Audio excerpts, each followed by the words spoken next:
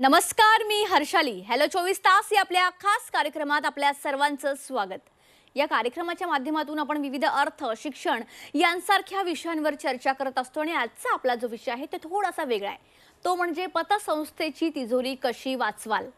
म्हणजेच काय तर पतसंस्थेमध्ये जी मालमत्ता, जी काही कॅश असते ती आपण कशी सिक्युअर करू शकतो आणि यावर मार्गदर्शन करण्यासाठी आपल्या स्टुडिओमध्ये आलेले आहेत मानसी चंद्रचूड मॅडम. स्वागत आहे तुमचं. धन्यवाद. थँक्यू. नमस्कार. तर मानसी चंद्रचूड या एक इन्व्हेस्टमेंट बँकर आणि वेंचर कॅपिटलिस्ट आहेत, ज्यांच्या fintech, fashion tech, defence tech, e commerce आणि ट्रॅव्हल टेक कंपन्यांमध्ये इन्व्हेस्टमेंट आहेत. त्यांना फायनान्शियल इन्व्हेस्टमेंटमध्ये insurance, mutual funds, equity, bonds या फील्ड्सचा अनेक वर्षांचा अनुभव आहे. बिझनेस इन्शुरन्स स्पेसमध्ये त्यांचा पोर्टफोलिओ उत्तम आहे. ग्रामीण भागातील कर्ज वितरण पद्धती आणि त्यामध्ये असलेले रिस्क फॅक्टर्स इन्शुरन्सच्या माध्यमातून कसे कमी करू शकता येतात यामध्ये त्यांचा सखोल अभ्यास आहे. ग्रामीण भागातील पतसंस्था त्यांच्या लोन रिकव्हरी रेट कसे सुधारू शकतात आणि प्रोसेस सोपी कशी करू शकतात यावर मानसी यांच्याकडे अनेक महत्त्वाचे पर्याय देखील उपलब्ध आहेत. तर चला तर आपण विषयाला सुरुवात करूयात. तर मॅम, लास्ट टाइम आपण डिस्कस केलं होतं की एका पतसंस्थेकडून कर्ज घेतलं असेल तर ते कसं कव्हर करायचं. तर यावरून प्रेक्षकांचा चांगला प्रतिसाद आला, त्यांचे फोन देखील आले आणि त्यातलं एकाच असं म्हणणं होतं की जे पतसंस्थेमध्ये जे काही तिजोरी आपण ठेवतो तर त्याला आपण सिक्युअर करू शकतो. ॲब्सोल्युटली त्यालाच सिक्युअर करायची गरज आहे. कारण काय, पतसंस्था त्यांचे कर्मचारी दररोज जातात आणि त्यांची दररोजची कलेक्शन असते, कॅश कलेक्शन असते, जे लोन्स दिलेले असतात त्याच्यासाठी. आणि त्यांच्या हे सगळे जे कॅश येतं ते त्यांच्या तिजोरीमध्ये ठेवलं जातं आणि ते सिक्युअर करायचं, इन्शुअर करायची गरज आहे. आता बेसिकली कॅश जे असतं ते normally it's not that easy to insure cash, but we do have products which will insure cash also.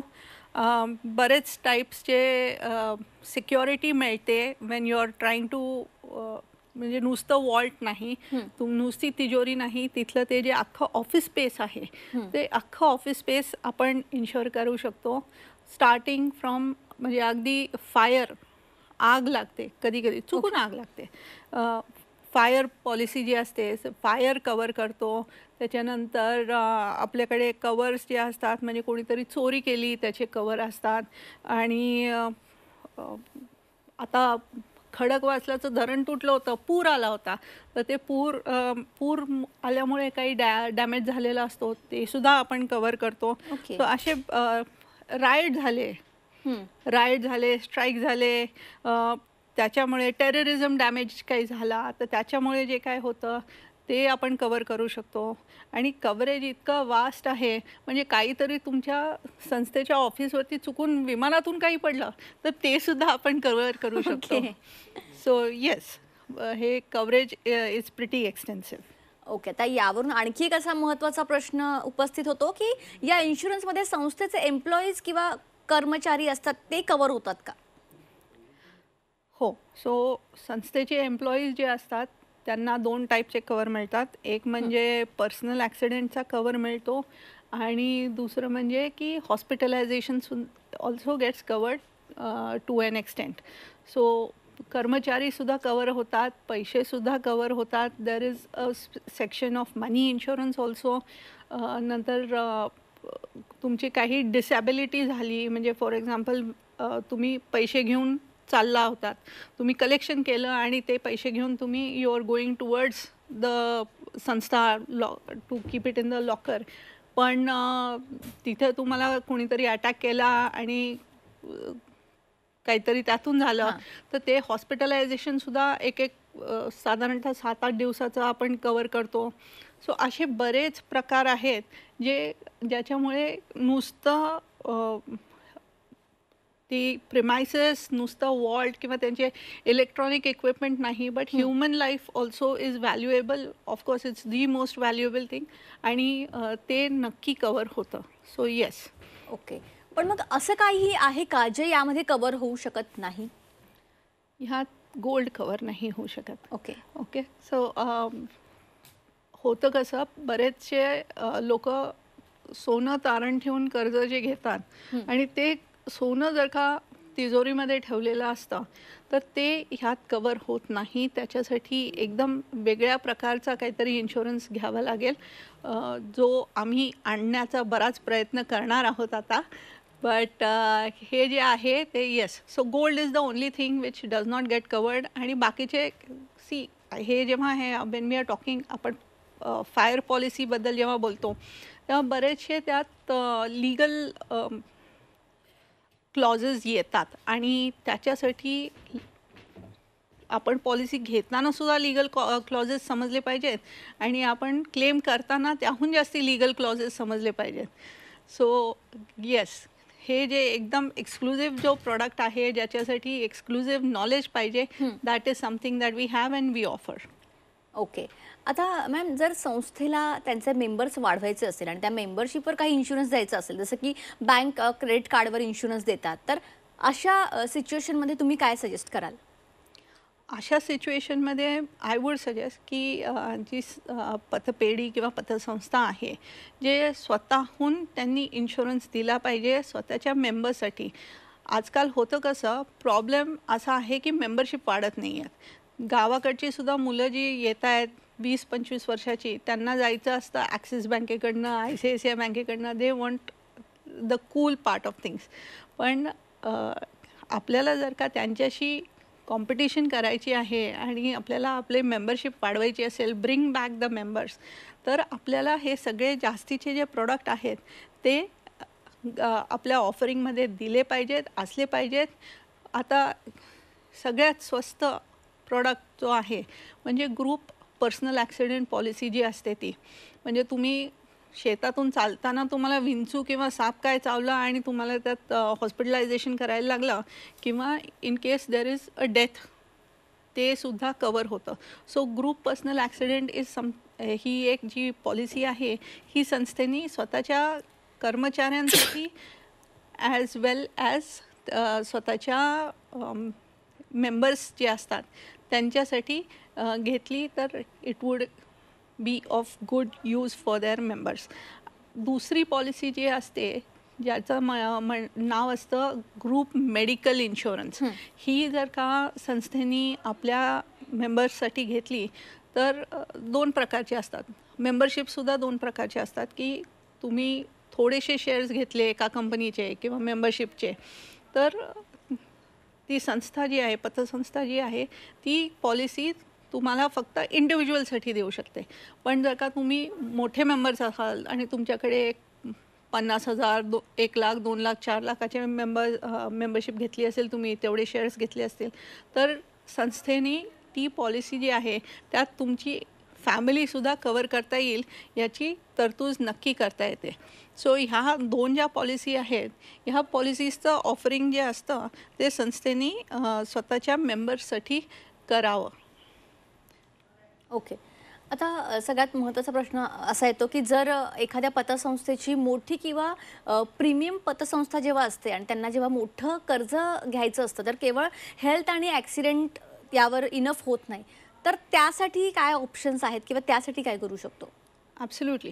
So असं बऱ्याच वेळा होतं की आपले कर्ज जे असतात, तो तुम्ही एखादं इंडस्ट्रियल युनिट काढायचं असेल, एखादी गाडीची शोरूम, 2 व्हीलरची आपण शोरूम काढली गावाकडे, असं सुद्धा होऊ शकतं की, आणि कर्ज त्याच्यासाठी साधारणतः एक 10 लाखापेक्षा जास्ती किंवा 20 लाखापेक्षा जास्ती जर का कर्ज झालं, तर त्याच्यासाठी संस्थेने अशी तरतूद करून दिली पाहिजे आपल्या कस्टमर्सना की त्यांनी टर्म इन्शुरन्स नक्की काढावा. टर्म इन्शुरन्ससाठी 2-4 गोष्टी महत्त्वाच्या आहेत. एक म्हणजे माणूस असला पाहिजे ग्रॅज्युएट, आणि दुसरं म्हणजे त्यांचं 5 लाखापेक्षा जास्तीचं इन्कम दिसलं पाहिजे. आणि हा सगळ्यात चांगला आणि सगळ्यात स्वस्त इन्शुरन्सचा प्रकार आहे, जे सगळ्यात जास्ती कव्हरेज देतं सगळ्यात कमी पैशात. आणि दुसरं म्हणजे की आपण जेव्हा हे कव्हरेज देतो, तर ही जी पॉलिसी आहे ही घेताना आपण नेहमी असं बघितलं पाहिजे, गुगलवरती जायचं, थोडासा रिसर्च करायचा, आणि नंतर तुम्हाला बघा की सगळ्यात जास्ती क्लेम पेड रेशो कोणत्या कंपनीजचा आहे, त्यांचीच पॉलिसी आपण घेतली पाहिजे. आपल्या मनात कधी कधी असं असतं की अरे, ही कंपनी आपल्याला खूप दिवसांची माहिती आहे किंवा माझा काका मामा भाऊ तिथे काम करतो, पण तुमचा जर का कधी क्लेम आला तर त्याची काहीही मदत होणार नाही आहे. तर तुम्ही प्लीज ऑनलाईन जाऊन बघा की क्लेम पेड रेशिओ काय आहे कंपनीजचा. नक्कीच आपले प्रेक्षक ते नक्कीच बघतील. तर प्रेक्षकांनो, आमची ही जी चर्चा आहे ती अशीच चालू राहिली. ती आपण एक छोटासा ब्रेक घेऊया, लगेच परत येऊया. ब्रेक नंतर आपल्या सर्वांचं पुन्हा एकदा स्वागत. मानसी मॅडम आपल्यासोबत आहेत, मानसी चंद्रचूड. त्यांच्यासोबत आपण चर्चा करत होतो. पुन्हा एकदा विषयाला सुरुवात करूयात.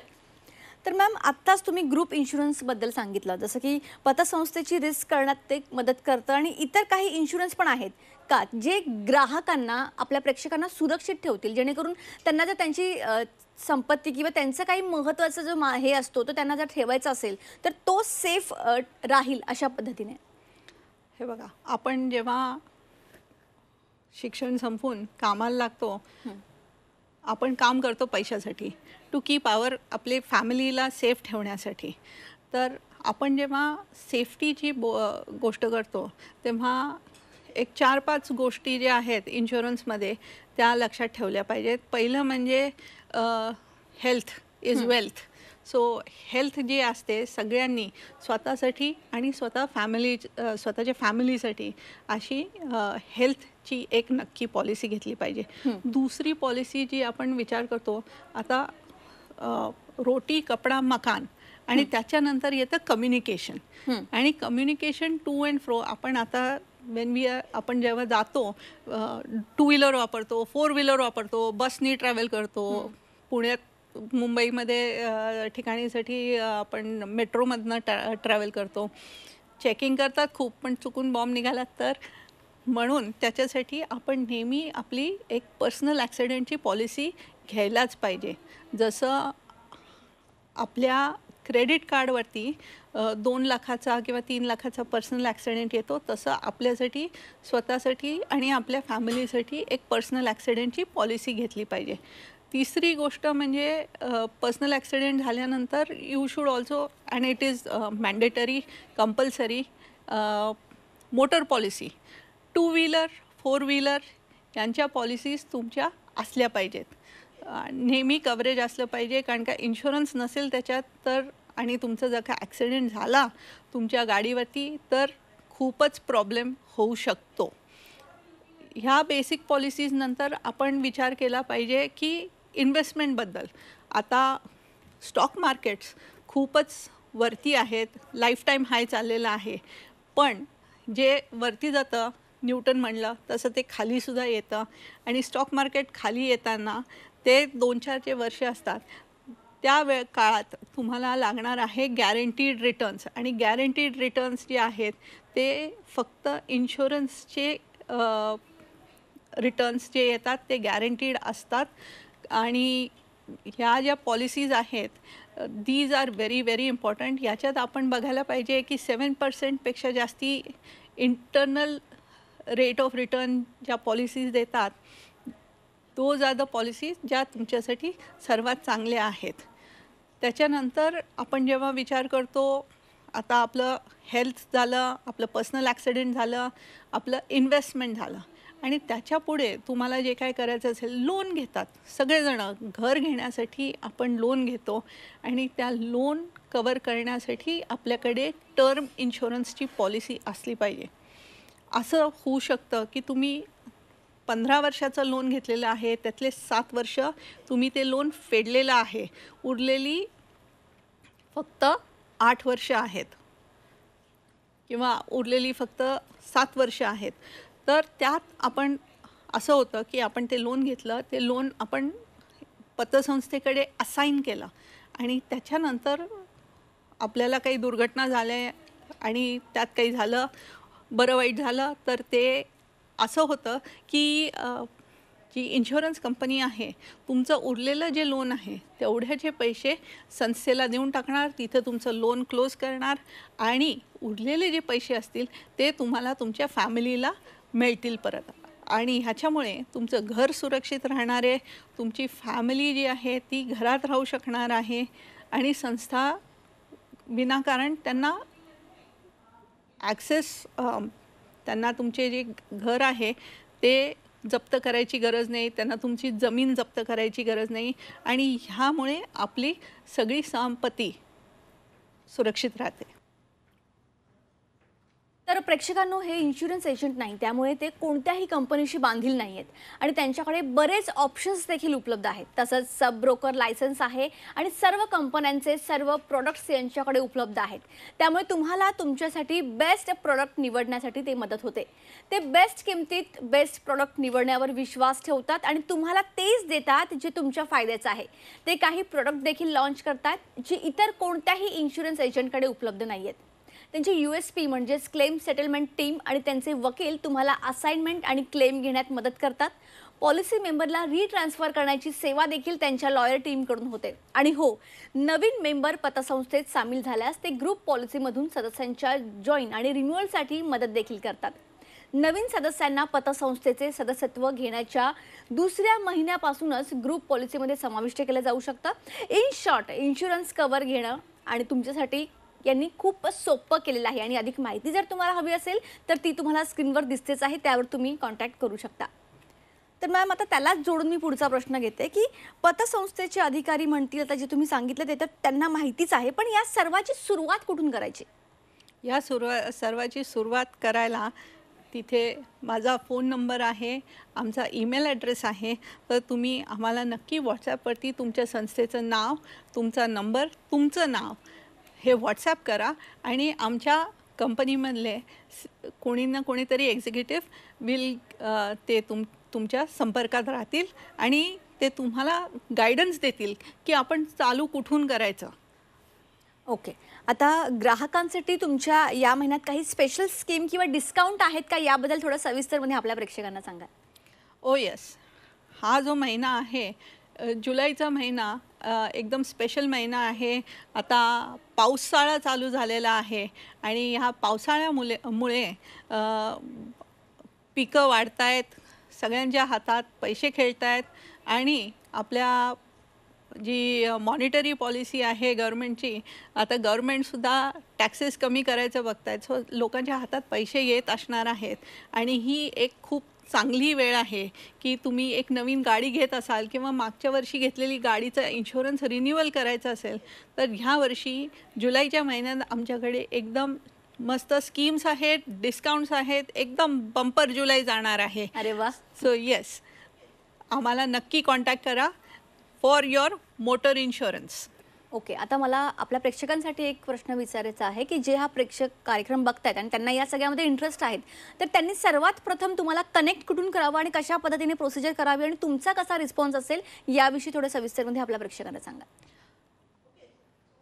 येस, सो आमचा जो फोन नंबर आहे तुम्ही प्लीज आम्हाला त्याच्यावरती व्हॉट्सॲपवरती मेसेज करा. तुमचं स्वतःचं नाव द्या आम्हाला, तुम्ही काय करताय हे जरी का तुम्ही सांगितलं तर खरंच मदत होईल. आयडियली आम्हाला जे लागतं, आता ग्रुप इन्शुरन्ससाठी आम्हाला काय काय लागतं, आम्हाला लागतं नावं लागतात, date of birth very important, date of birth लागते आणि सम अश्युअर्ड म्हणजे तुम्हाला कितीचा इन्शुरन्स करायचा आहे. आता हेल्थ इन्शुरन्स करायचं असेल तर आपण अगदी 1 लाखापासून चालू करू शकतो, पण तेवढं कव्हरेज बास पुरतं का? आता आपण मुंबई पुण्यात जेव्हा बघतो कोणाला जर का चुकूनही कॅन्सर सारखा काहीतरी झाला तर 25 लाख रुपये सुद्धा असे उडून जातात. सो आपल्याला किती कव्हरेज लागतं ते सुद्धा आपण थोडासा विचार करायचा. आपण विचार आत्ताचा नाही करायचा, कारण का आपल्याला विचार करायचा आहे उद्याचा, आणि उद्याच्या विचारसाठी आपण विचार केला पाहिजे की 65 वय वर्ष, 70 वय वर्ष, 85 वय वर्ष ह्या वयात तुम्हाला नक्की किती कव्हरेज लागेल किंवा पुढच्या 20 वर्षांनंतर आपल्याला काय काय होऊ शकतं आणि किती कव्हरेज लागेल ते एक आहे. त्याच्यानंतर आपण असा सुद्धा विचार केला पाहिजे की आपल्याला सेविंग्स किती करायचे. आपल्याकडे पैसे असतात ते नुसते आपण अकाउंटमध्ये साचून ठेवले किंवा तिजोरीमध्ये साचून ठेवले तर त्याचा काही उपयोग होतो का, ते वाढतात का? आणि ते वाढत नसतील तर इन्शुरन्स हा जो प्रकार आहे यातनं आपल्याला इन्व्हेस्टमेंट करून रिटर्नसुद्धा मिळतात आणि कव्हरेजसुद्धा मिळतं. सो आपल्या ज्यांना कोणाला आपल्या बायकोवरती प्रेम असेल सगळ्यांनाच असतं त्या माणसांनी नक्की इन्शुरन्स म्हणजे घ्यावा. सगळेच करतील. Oh my God, yes. Okay, तुम्ही या ठिकाणी याला खूप चांगलं मार्गदर्शन केलं, खूप चांगली महत्त्वाची माहिती आपल्या प्रेक्षकांपर्यंत पोहोचवलीत, त्यासाठी तुमचे मनापासून धन्यवाद. थँक्यू, धन्यवाद. तर प्रेक्षकांनो, पुन्हा एकदा यांच्याबद्दल मी तुम्हाला सांगते की हे इन्शुरन्स एजंट नाही आहेत, त्यामुळे कुठल्याही कंपनीशी हे बांधील नाही आहेत आणि त्यांच्याकडे बरेच ऑप्शन्स उपलब्ध आहेत. तसंच सब ब्रोकर लायसन्स आहे आणि सर्व कंपन्यांचे सर्व प्रोडक्ट्स उपलब्ध आहेत, त्यामुळे तुम्हाला तुमच्यासाठी बेस्ट प्रोडक्ट निवडण्यासाठी ते मदत होते. ते बेस्ट किमतीत बेस्ट प्रोडक्ट निवडण्यावर विश्वास ठेवतात आणि तुम्हाला तेच देतात जे तुमच्या फायद्याचं आहे. ते काही प्रोडक्ट देखील लॉन्च करणार आहेत जी इतर कोणत्याही इन्शुरन्स एजंट कंपनीकडे नसतील आणि त्यांची USP म्हणजेच क्लेम सेटलमेंट टीम आणि त्यांचे वकील तुम्हाला असाइनमेंट आणि क्लेम घेण्यात देखील मदत करतील. पॉलिसी मेंबरला रिट्रान्सफर करण्याची सेवा देखील त्यांच्या लॉयर टीमकडून होते. आणि हो, नवीन मेंबर्स पतसंस्थेत सामील झाल्यास ते ग्रुप पॉलिसीमधून सदस्यांच्या जॉईन आणि रिन्युअलसाठी देखील मदत करतात. नवीन सदस्यांना पतसंस्थेचे सदस्यत्व घेण्याच्या दुसऱ्या महिन्यापासून ग्रुप पॉलिसीमध्ये समाविष्ट केलं जाऊ शकतं. इन शॉर्ट, इन्शुरन्स कव्हर घेणं तुमच्यासाठी खूप सोपं केलेलं आहे आणि त्यामध्ये आता स्पेशल डिस्काउंट जे काही ऑफर स्कीम आहे ज्या मॅमने तुम्हाला सांगितलेल्या आहेतच. त्यामुळे जर तुम्हाला यांच्याशी कनेक्ट व्हायचं असेल तर तुम्हाला आत्ताच जो स्क्रीनवर नंबर दिसतोय त्यावर कॉन्टॅक्ट करायचा आहे. कार्यक्रमात आता वेळ झाली इथेच थांबण्याची. ताज्या बातम्यांकरिता पाहत रहा C24 तास.